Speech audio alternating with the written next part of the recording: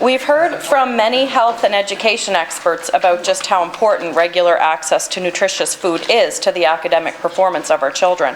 A school lunch program, then, is not just a way to address health inequity, it would also ensure that every one of our kids gets a fair shot at achieving the success they deserve, whatever that looks like to them. Question to the Minister of Education and Lifelong Learning. Will a universal school lunch program be fully operational in every public school on Prince Edward Island by September 2020? The Honourable Minister of Education and Lifelong Learning.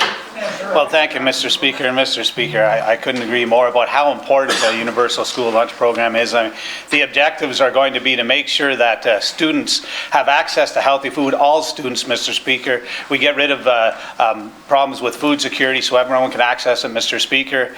And we also create food literacy, Mr. Speaker, within our schools so that children are able to make healthy choices throughout their whole life. And Mr. Speaker, it is definitely my goal to have a universal school food program in every school across Prince Edward Island by September 2020.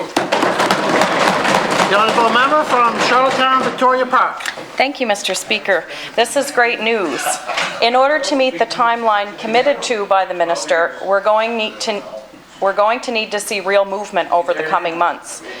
Question to the Minister of Education and Lifelong Learning. When will you share with the public this government's plan for the introduction of a universal school lunch program for the fall of 2020? The Honourable Minister of Education and Lifelong Learning.